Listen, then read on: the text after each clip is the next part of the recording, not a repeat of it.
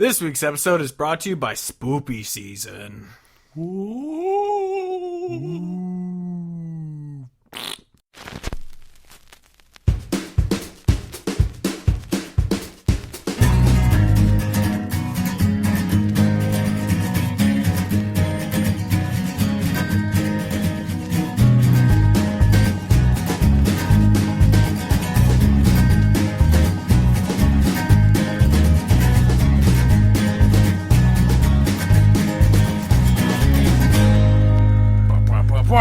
Alright, let's do this shit. I am fucking starving. Yeah, exactly. Me too.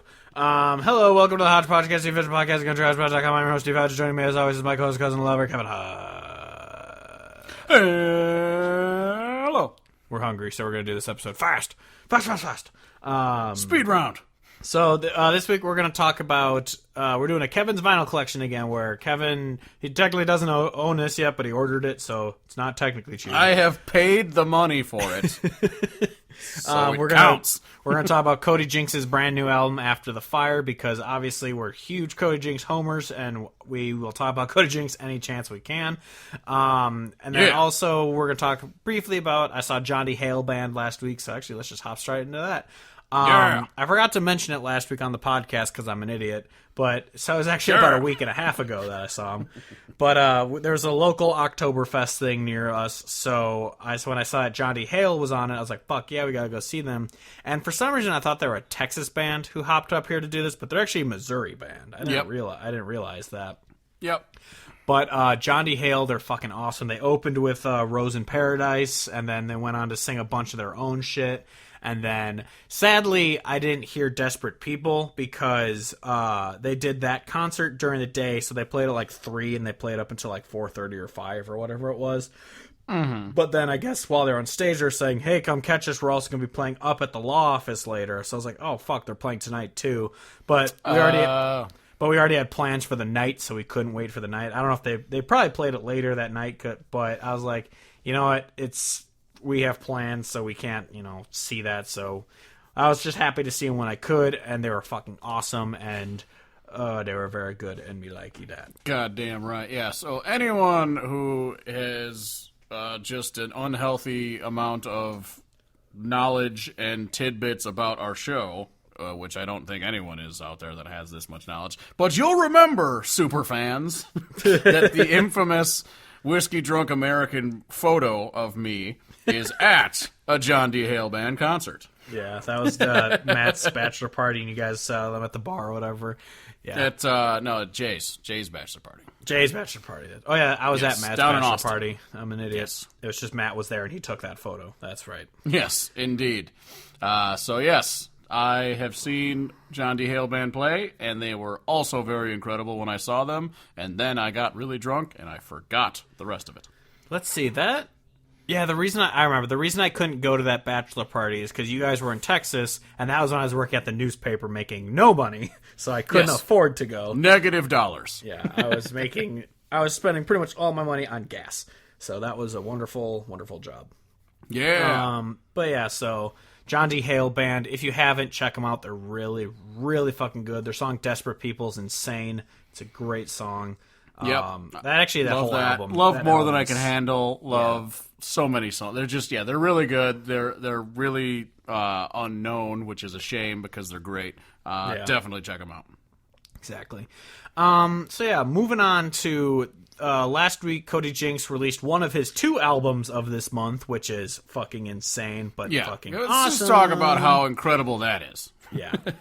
I think what would have been better is if he just released this album as scheduled and then just surprise release the next one next week. That would have been fucking insane. If you go to the iTunes album thingy on the not the iTunes, the fucking Apple Music or whatever the fuck, it has a bit in there about how it's just like the surprise release thing that R&B people do just wasn't gonna work, but he wanted to just throw new music out there because he recorded a bunch and he just wanted to put it out there. And I think it would have been really badass if he would not have let me know, because I would have just shit my pants this Friday when the second album comes out. But when we're gonna surprise drop the new single next week. Keep your eye out for it. But he did do that, where he just kept releasing singles without, like, basically letting anyone know. Because he was releasing them on, like, Tuesdays. Like, Tuesdays and Wednesdays. And, like, random days of the week, he was just releasing music. And then he released music with album art that just didn't match this at all. And everyone's like, what the fuck is going on? So the way he did it, I still think is super cool because, I mean, he's given us 2 albums in 2 weeks, and no one does that. So that's incredible. But I agree that if this album this coming Friday would have been dropped and I had no idea, it killed me. Yeah. All right, so let's just hop straight into it. First track is actually one of my favorites off this album is After the Fire.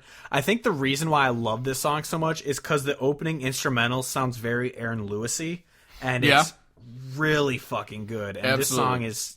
I love it. It's also it's a love song where it's like you're kind of that cool drink of water after, you know, I go through kind of this hellish shit. Yeah, it's great. I really like the first line as it begins the chorus where he says, I'm not sure if this is prayer or if it's plea. And it's just like a common theme throughout this entire album of him kind of struggling with his life in general, then also just like it seems to be, you know, him struggling, you know, as a man, as a husband, as a, you know, as a child kind of God, the road life versus marriage type thing. Yeah, the road life, and then also like his, you know, clearly acknowledging that his presence and his career has taken off to a point that's beyond where he kind of anticipated ever being, and just kind of, you know, wrapping his head around that. And yeah, I think it's a hell of a great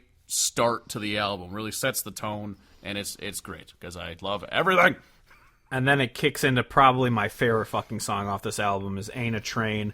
This song is like the jam of the year. I fucking love this song so much. And it's a Josh Morningstar co-write with Cody Jinks, so that's also dope.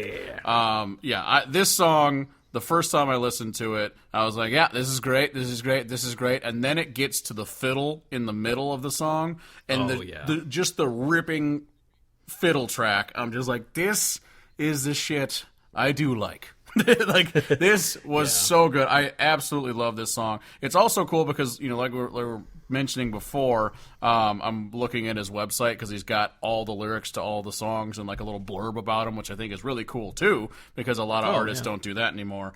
But he said that he kind of wrote this song about that, you know, life is going... you know, life, career, all this shit's going gangbusters, and it's kind of like craziness to him. It's like that whole bit about like maybe the light at the tunnel isn't a train. Like for the first time, he's kind of thinking maybe it's okay for me to do well, and it's gonna be okay. But I also like the grappling back and forth with it, because he's got the lines like maybe holding on to something hurts you more than letting it go, and it's just, you know. I think it's really well written, and then obviously the fiddle in the middle just fucking, that rhymes, just fucking incredible. Yeah, I love this song. Next up is track number 3, Yesterday Again, which, if I could be getting it wrong, because obviously I've only listened to this album a few times, but it's kind of that thing of, can we just do this over type thing? I have, I'm looking at the lyrics just as I stare at it, and the thing that confuses me about this is I can't tell what is happening, because he's saying like, let's do Yesterday Again instead of going through today, and it's just like, you know, we both woke up here together, and, you know, I'll still be yours and you're still mine. So it's like, it seems like they like broke up, agreed to separate or some shit like that, but then like maybe had like their last going away, you know, going out kind of night where there's, you know, they wake up together, so, you know, plow it out. But I don't totally get the, you know, the idea of let's do Yesterday Again, because it seems like it, you know, he's got a line in here about, you know, the fighting's over and now we're even. So like, I don't totally get it, but it's really, I think it's a really nice song. I'm gonna really quickly read this blurb, and you can talk for a bit, and I'll see if I get any knowledge. When I was a young warthog. I was a young warthog. No, it just kind of sounds like, you know, like you were saying, like if if only you could just go back and redo a day and do it over, how would you do it differently or the same, or that whole concept. So it's nice. It's Josh Morningstar, Cody Jinks, and Ward Davis. Right. Heyo, they be good. Next up is track number 4, Tell 'Em What It's Like. I really dig this one because he keeps talking about Beck, the great one guy who does that one song. Shit, I forgot. What's the fucking Beck song? Fuck. God damn it. No, I can't remember what the Beck song is. Hold on. This is going to just piss me off. Everyone knows the one Beck song. Beck is a phenomenal artist. B-E-C-K. Beck. Search. It's just going to be so dumb when I figure it out. All right, well, now I can't... Loser! Duh! I'm a loser, baby! Bop, bop, bop, bop, bop. That song. That's Beck. So I like to think about, like, obviously in this song he's talking about, tell him what it's like, Beck. He's referring to his wife, Rebecca. Yeah. But I listen to it and sometimes laugh to myself thinking, I was like, tell him what it's like, Beck, the random artist. Yeah. That did the song Loser. But this is like what we're talking about at the beginning about how he's kind of struggling as a with being a good husband, being a good performer, road life, all that shit, and then this kind of being like it's not as glamorous as you might think it is. Him talking to us, the audience, and he's just like, well, tell him what it's like. Beck, tell him how it is when I'm like fucked up and I'm on the floor and all that shit. I think it's a really nice vulnerability to it. Yeah, tell him what it's like to be with a guy like me. Type. It's a really cool track in that sense. Next up is number 5, Think Like You Think. This one is like just fucking country as shit. Oh yeah. Yeah, I just do like the lyric of how can you think like you think when you turn around and drink like you drink. Yeah, it's so it seems. I mean, there's probably a lot of people who don't can't relate to that idea, but I think it's a really powerful thing of kind of having this having demons, having a bit of a double. Not really a double standard in certain sense, but the idea of like, how can you try to be a role model for our kids and say all this stuff about being a good Christian and all this other stuff, and then just turn around and drink like you do, and it's just a really interesting basically like being confronted by his wife kind of situation, and also puts a little vulnerability out there. This song is, though, however, a song I had heard before because it's originally off of the Collector's Item CD from back in the day. So it's a re-recording. There you go. So it's great. Next up is number 6, William and Wanda. This is the kind of song that'll make you fucking cry if you recently have a, loved one pass away and you're just thinking about, are they in a better place now? And it's just a really beautiful song from the perspective of his grandparents, in heaven. His grandpa dies and is just now getting there. His grandma had died a while ago, and so it's him, her welcoming the grandpa here and like saying, what took you so long? And then at the very end, it flips back around. And my favorite bit is just the first line that the grandpa says, where he's just like, Wanda, quit picking at me. I've been running late since 1953.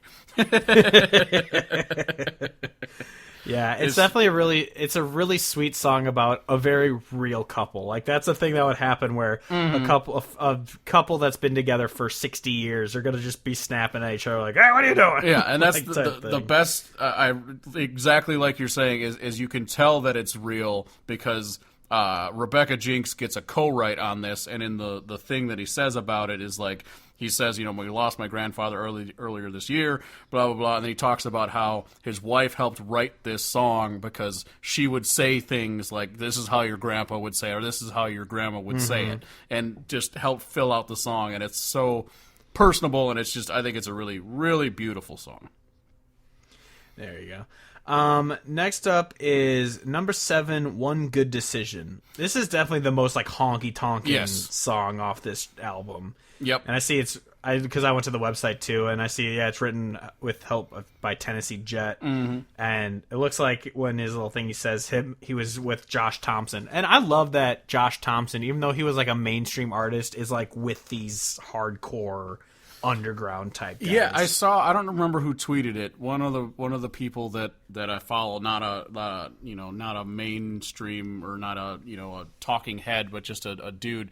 I want to say tweeted something like, if Josh Thompson was doing what he did in the mid 2000s, if he was coming out with that stuff now, there would be a huge underground demand for it because he was really authentic.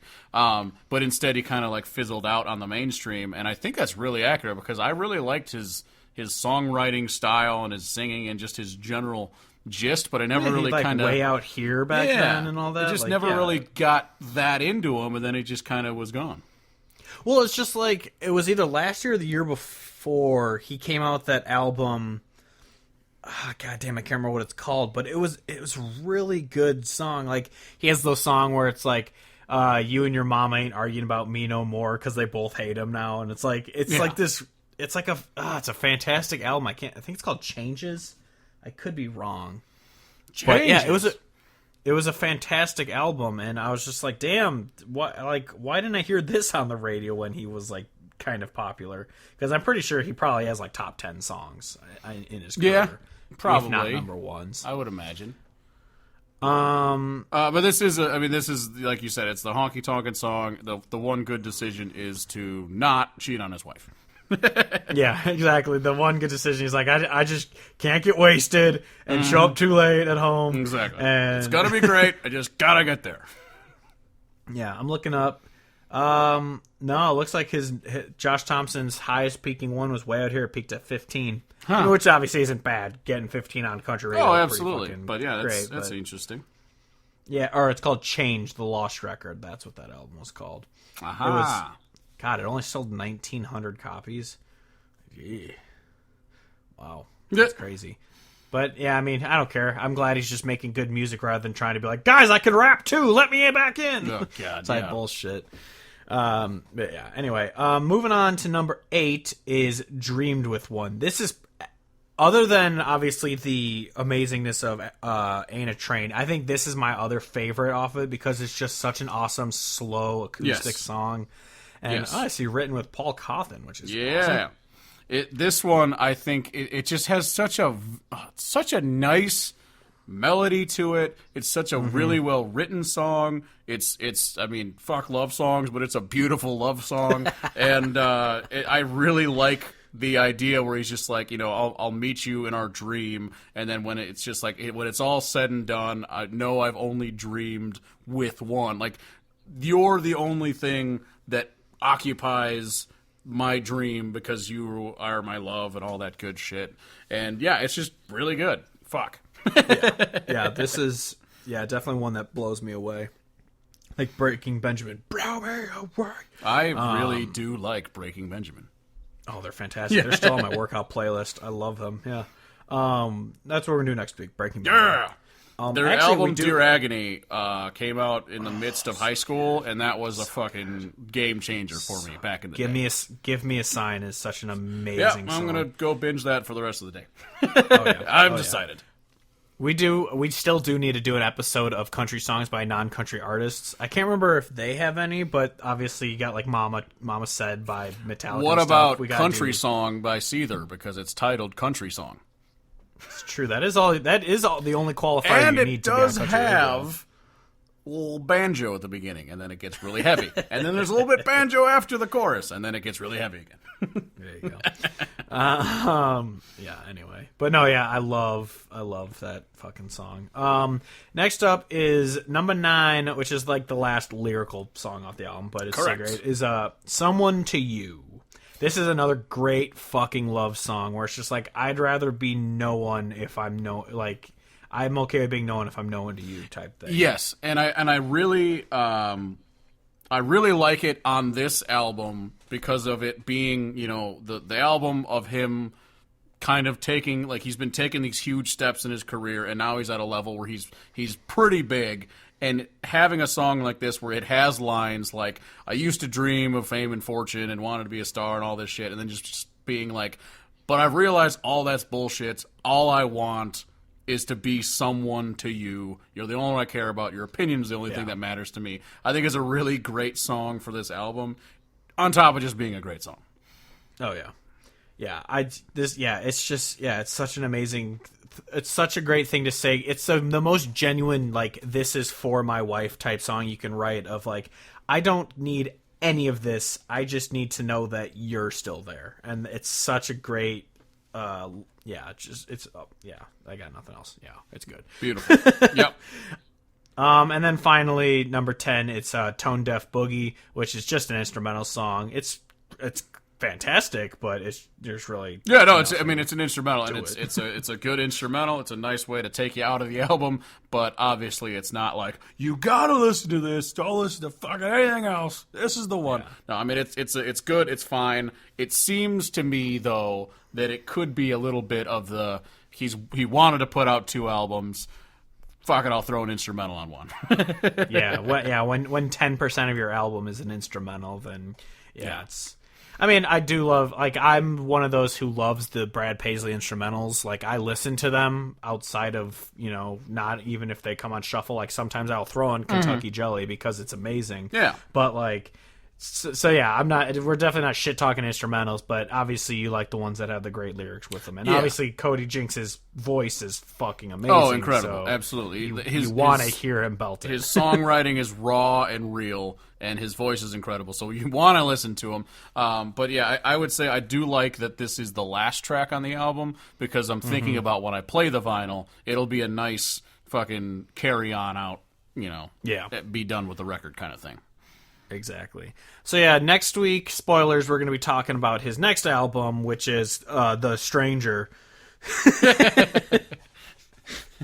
We only do fucking 50s. Only 50s doo-wop. Joel sucks. There's something from The Stranger. I want to hear Cody Jinks going, oh, for the longest time. We only do 50s, Joel. You get your skate hooker wife out of here.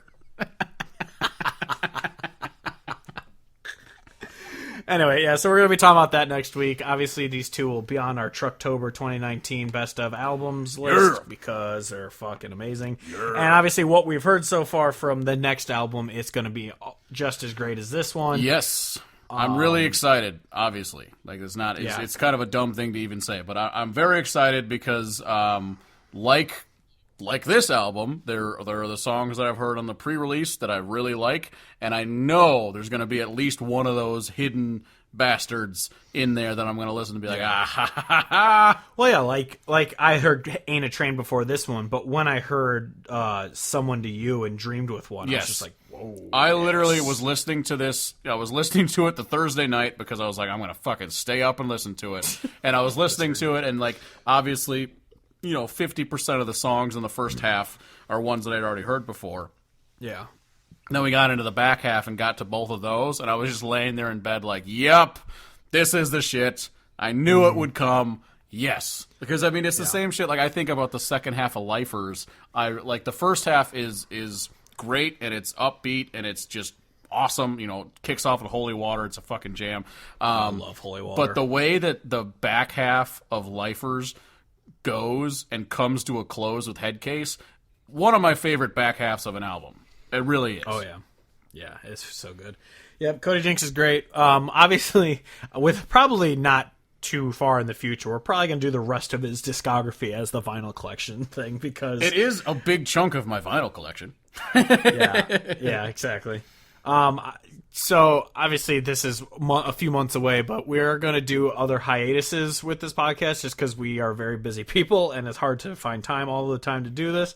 But I was thinking after our next little mini vacation and come back, we should just dedicate months to artists and just do different kind of things with them. I do like that a lot. I think there's a lot of room to just kind of talk about random shit because, like, the way we started it, I like, and the idea of doing an artist every episode is a great idea, but we don't have the time to just listen for a week to all these different, new artists that we don't know already. That's kind of why we did the Cody Jinks today, is because the album just came out. We both listened to it. We both loved it. We both know Cody Jinks. So it's just easy to talk Personally. about. Yeah, exactly. Well, technically, I met him. I got a picture. He's short. But yeah, I think there's a lot of room to do a lot of different things, and I like that. But like you said, yeah, we'll eventually do a hiatus again, probably in a couple months, like you said, but not the death of the podcast. We just need a break to fucking recharge and hopefully listen to a bunch of great music that we can then discuss vigorously. Oh, yes. Yes. But anyway, moving on to the number one country song of this week, and by number one, I mean number one in my heart, is Sam Hunt's new song. It's so good. I love it. Did you listen to it? Did you listen to it? No, because I don't hate myself. I listened to it. It is bad. It's one of those things where I honestly, I probably wouldn't even give a shit. I wouldn't have sucked. I wouldn't have seeked it out, because unless he had done this, when he fucking said that he imagines his music, I don't know how, this was like a year ago, 2 years ago, I don't really fucking know, where he's just like, I imagine my music going forward to become more traditional. I've been getting really into this, that, and the other thing, saying that he was inspired by how great Tyler Childers is, saying shit like that, and then coming out with the fucking snap track bass. Same old. You could have told me that this song was off of one of his albums, or I don't even know how many albums he has, but you could have just played Monte Cristo or whatever. Yeah, exactly. The Count of Monte Cristo. When he released that album, you could have told me that this was on it, and I would have believed you, because it just sounds the exact same. The fucking exact same. No surprise there. Who out there is listening to this? Who is out there listening to this and just being like, holy shit, this guy's got it figured out. Like, what are you doing with your lives? Also, a love song, he does this fucking all the time, and I only know this because I hate myself and I've listened to his shit to know what I hate.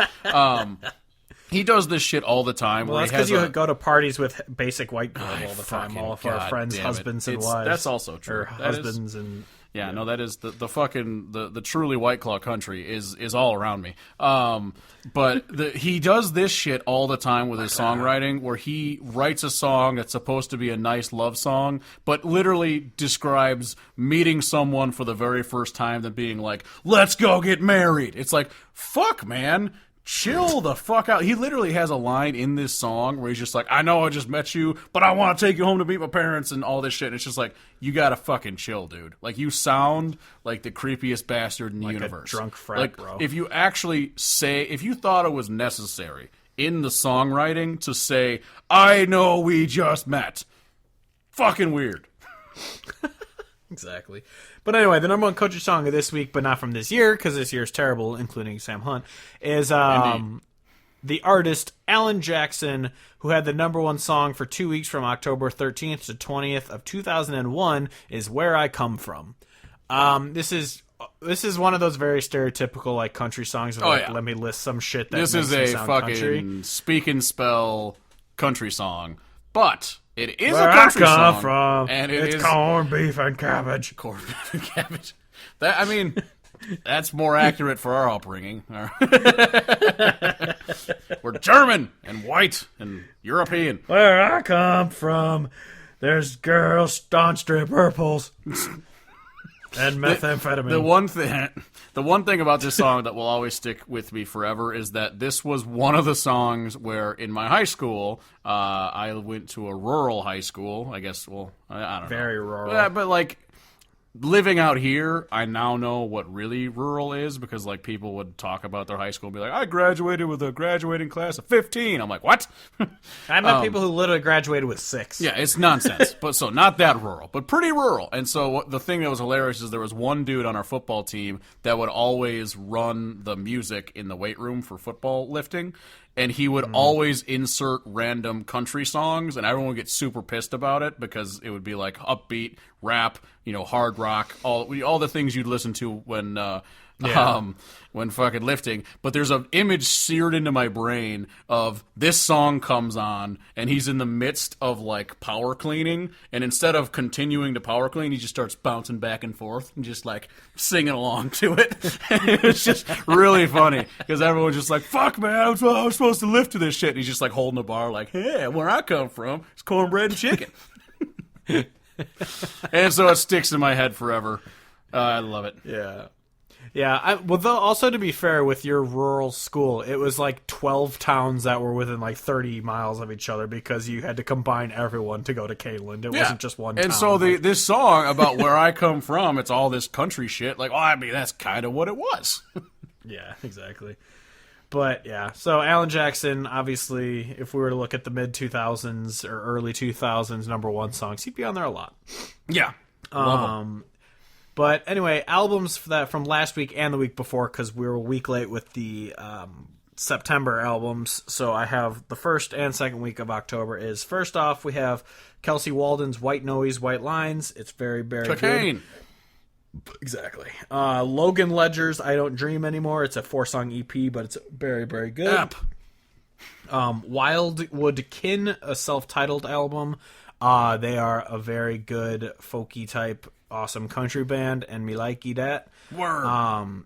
Next up is Dallas Moore's Trying to Be a Blessing. Dallas Moore is fucking great. Yeah, this is really good. I Dallas very Moore's much music. enjoyed this album. Yeah. Next is Anna Rose's The Light Between. This is one of my favorites that have actually been released this month. It is really, really, really good. She's like a very folky, kind of slower singer, and it's really good.